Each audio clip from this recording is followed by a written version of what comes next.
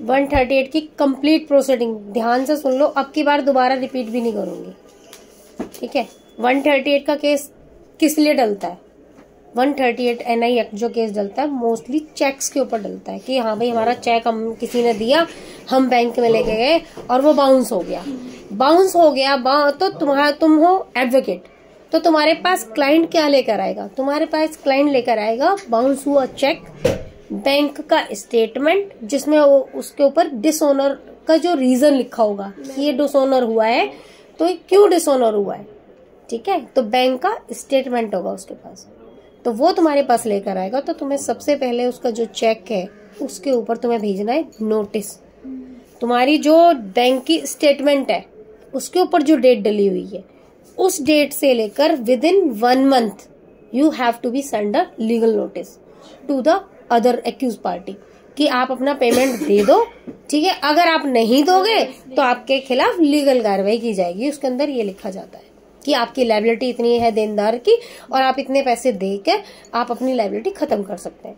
अगर वो उस नोटिस के बाद भी वो 1 महीने का टाइम होता है, तो वो क्यों होता है? 1 महीने का टाइम ये हो कि आपने 1 महीने का आपको सफिशिएंट मिल जाता है, क्योंकि आप उसमें फोन कॉल भी कर सकते हो कि भाई आपका चेक बाउंस हो गया है। क्या कभी कभी गलती से भी किसी से हो जाता है, भाई उसका अकाउंट में मान लो कल पैसे थे आज नहीं है और उसे कल फिर वो डाल देगा, तो कई बार मिस्टेकली भी ऐसा हो जाता है। तो ये जरूरी नहीं कि हम जिसका चेक बाउंस हो उसके खिलाफ केस ही डालना है हमने। कई बार सही इंसान होते हैं जो देना चाहते हैं लेकिन हो जाता है गलती से, तो इसलिए आपको 1 महीने का टाइम दिया जाता है ताकि आप फोन से भी कांटेक्ट कर सकें उसको और एक नोटिस भी भेज सकें। नोटिस आपने भेज दिया, नोटिस भेजने के 1 महीने बाद, नोटिस भेजने की तारीख से, जिस दिन आपने नोटिस भेजा उस दिन से आप 15 डेज काउंट कर लीजिए।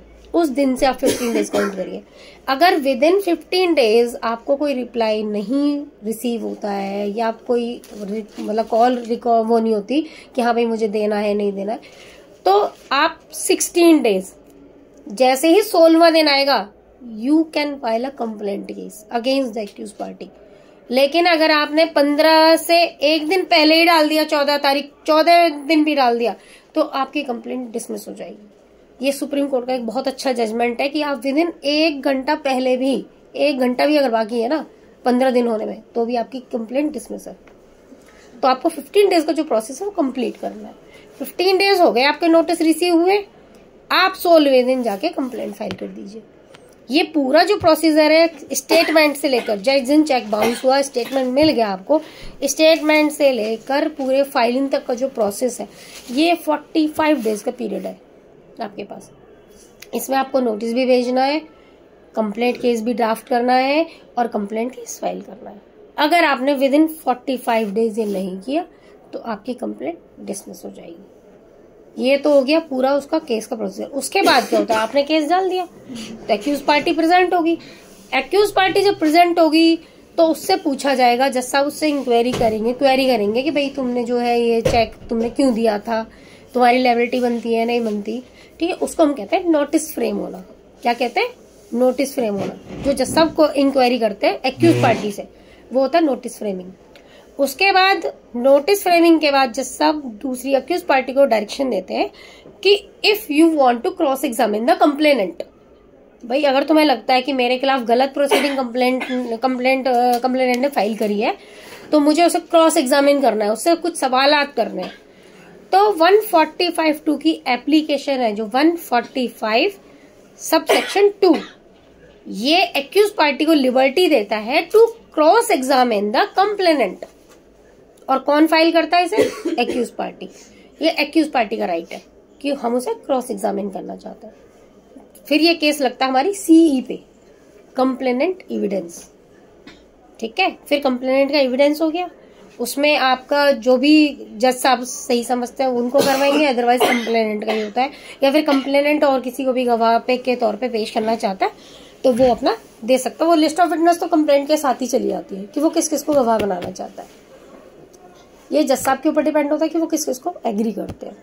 ये हो गया आपका प्रोसीजर। उसके बाद 315 आ जाएगी एक्यूज पार्टी की तरफ से कि भाई मैं भी अपने आप को जो है साबित करना चाहता हूँ कि भाई मेरा ये डिफेंस है, मैं अपना डिफेंस ये रखना चाहता हूँ, ठीक है। तो जज साहब इसमें पूछते हैं कि हाँ भाई आपको कोई डिफेंस देना है अपना, आपने क्रॉस एग्जामिन कर लिया कंप्लेनेंट को, तो क्या आप भी कोई डिफेंस देना चाहते हैं? अगर एक्यूज पार्टी 315 मूव करती है कि मैं अपना डिफेंस रखना चाहता हूँ, तो कंप्लेनेंट के जो एडवोकेट होते हैं उनको क्रॉस एग्जामिन की वो मिल जाती है, हाँ, परमिशन मिल जाती है, वो क्रॉस एग्जामिन कर सकते हैं एक्यूज पार्टी को। ठीक है, ये प्रोसीजर कंप्लीट हो गया। Then it will become on final argument. ये फाइनल आर्ग्यूमेंट होंगे फिर उसके बाद, और फिर उसके बाद as it is the order.